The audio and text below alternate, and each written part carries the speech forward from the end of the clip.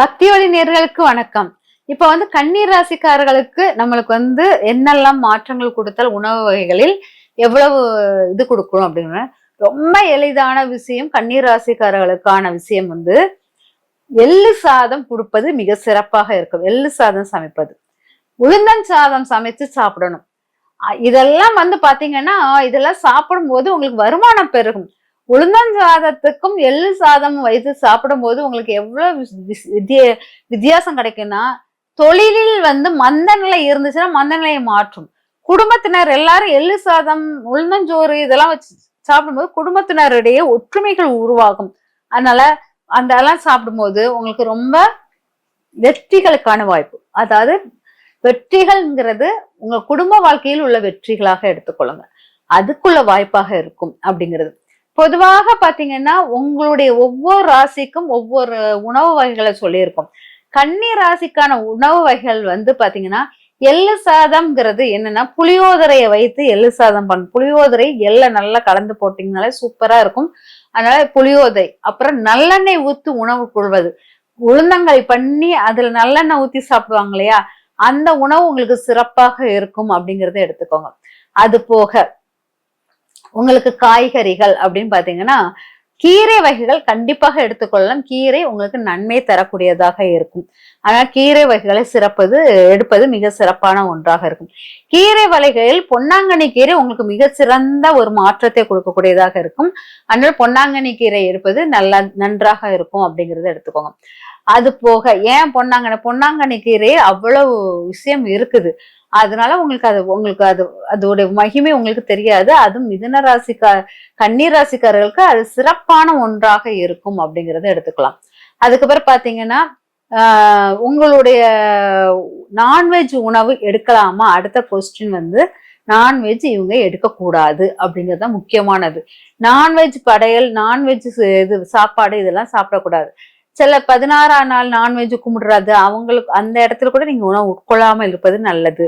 பொதுவாக நீங்க உட்கொள்ளும் உணவில் நிறைய உணவு ரொம்ப ட்ரெடிஷ்னலா எடுத்து பண்ணினீங்கன்னா அது உங்களுக்கு வீடும் சரி, பிசினஸ் சரி, எல்லாமே நீங்க இருக்கிற இடமும் சரி. வாஸ்து தோஷம் நிறைய இருக்கு என் வீட்டில் இருந்தாலும் கூட, உங்களுடைய வீட்டில் வாஸ்து தோஷம் நிறைய இருந்தால் கூட, உங்க வீட்டில் அசைவ உணவு சேர்க்காமல் நீங்க சமையல் பண்ணிக்கிட்டு இருந்தீங்கன்னா அந்த தோஷங்கள் உங்களை தாக்கவே தாக்காது அப்படிங்கிறது முக்கியமானதாக இருக்கும்.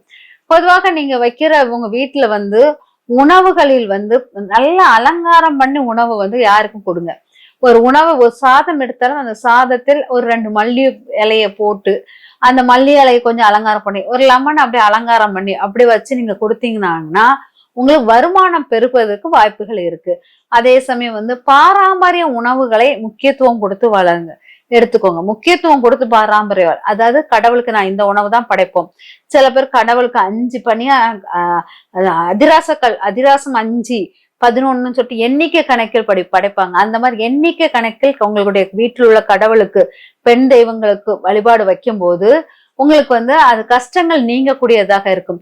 பெண்ணால் வரக்கூடிய கஷ்டம், பொன்னால் வரக்கூடிய கஷ்டம், பணத்தினால் வரக்கூடிய கஷ்டங்கள் எல்லாம் இந்த சாமிக்கு வைக்கிற இந்த அதிராசம் சொல்லுவாங்களே, எண்ணிக்கை கணக்கில் உள்ள அதிராசங்கள் உங்களுக்கு மாற்றத்தை கொடுக்கும். பொதுவாக பாத்தீங்கன்னா கன்னிராசிக்காரர்களுக்கு லட்சுமி வழிபாடு உகந்ததாக இருக்கும். அதனால லட்சுமி பூஜையில் வைக்கப்பட்ட உணவு பதார்த்தங்கள் உங்களுக்கு சிறப்பாக இருக்கும். அவள் வைத்து உணவு செய்யும், அதாவது பிரசாதம் செய்யும் உணவுகள் உங்களுக்கு சிறந்த நன்மையை தரக்கூடியதாக இருக்கும்.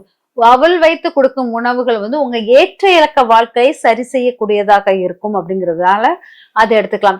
நான் அசைவ உணவுக்குள்ளேயே நான் போக விரும்பல. எனக்கு அசைவத்தை பத்தி பேசக்கூட எனக்கு முடியல. ஏனால் கன்னிராசிக்காரர்கள் அசைவத்துக்குரியவர்கள் கிடையாது. அசைவம் உட்கொண்டீங்கன்னா அது ஒரு குறிப்பிட்ட கால அளவு தான் உங்களால உட்கொள்ள முடியும்.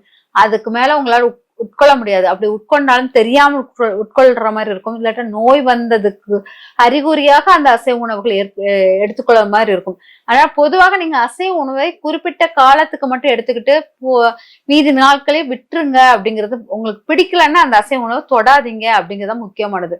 அதனால நீங்க காய்கறிகளும் நல்ல இந்த தண்ணி, அதாவது ஜூஸ் அந்த மாதிரி இருக்கு இல்லையா, பழங்கள் வைத்து ஜூஸ் போடுவாங்க இல்லையா, அந்த பழ வகைகளையும் வைத்து நீங்க உணவு உட்கொண்டீங்கன்னா உங்களுக்கு வாழ்க்கையில நிறைய மாற்றங்கள் வெற்றிகள் கிடைக்கும் அப்படிங்க. நிறைய காரத்தை சேர்க்காதீங்க. உங்களுடைய உணவில் காரத்தன்மை இருக்கவே கூடாது. இனிப்பு தன்மை வேணா இருக்கலாம், காரத்தன்மை உங்களுடைய உணவில் இருக்கக்கூடாது.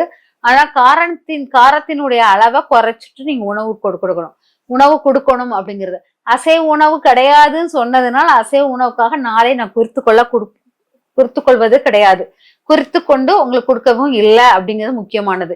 ஏன்னா அசைவ உணவே சாப்பிட வேண்டாம். சப்போஸ் நான் சாப்பிடுறேன், எனக்கு வேற வழி இல்லை, நான் சாப்பிடணும் அப்படின்னா கண்டிப்பாக புதன் வெள்ளிக்கிழமைகளில் சேர்க்காதீங்க அசைவ உணவு. அது போக செவ்வாய்க்கிழமை சேர்க்காதீங்கன்னு இருக்கேன். அதே போல் ஞாயிற்றுக்கிழமை சேர்க்காதீங்க. இந்த நாட்களை தவிர மற்ற நாட்களில் நீங்க அசைவ உணவை எடுத்துக்கொள்ளலாம். சனிக்கிழமை சேர்க்கலாம். அதனால உங்களுக்கு மற்ற நாட்களையும் எடுத்துக்கோங்க. இந்த நாட்களை மட்டும் தவிர்த்துருங்க.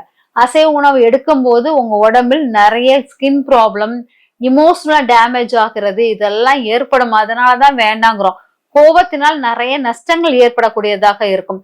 அதனாலதான் நான் இந்த கிழமையில் சாப்பிடுங்க, இந்த கிழமையில் இது செய்யுங்கன்னு சொல்லிட்டு அசைவ உணவுக்கு கன்னி ராசிக்காரர்களுக்கு ஒரு நாள் கூட பரிகாரம் செஞ்சதே கிடையாது. வேண்டாம் அப்படிங்கறது முக்கியமானது. நீங்க துளசி மாடம் சுத்துவது, திருநீற்று பற்ற இலையை வச்சு வளர்ப்பது, இதெல்லாம் உங்களுக்கு ரொம்ப ஸ்ட்ரென்த் எனர்ஜியை கொடுக்கக்கூடியதாக இருக்கும். அதனால அந்த மாதிரி பச்சை கலர் உள்ள தாவரங்களை இது பண்ணுங்க. தானம் கொடுப்பது புளியோதரை, அதுக்கப்புறம் பாத்தீங்கன்னா நல்ல பிஸ்மிலாபாத், இதெல்லாம் தானம் கொடுக்குற மாதிரி பண்ணுங்க. தானம் கொடுக்கும் போது உங்களுக்கு வருமானம் பெறுவதற்கு, நிறைய மாற்றங்கள் கொடுப்பதற்கு, வெற்றிகள் கொடுப்பதற்கும் இது உறுதுணையாக இருக்கும். சின்ன சின்ன விஷயங்கள் தான் நம்ம வாழ்க்கையில் நிறைய மாற்றங்களை கொடுக்கும். கன்னிராசிக்காரர்களுக்கு ரொம்ப சிறிய விஷயங்கள் தான், ரொம்ப எளிமையான விஷயம்தான். நீங்க செஞ்சு பாருங்க, அது எவ்வளவு பெரிய மாற்றத்தை கொடுக்குகிறது அப்படிங்கிற மட்டும் பார்த்துக்கோங்க.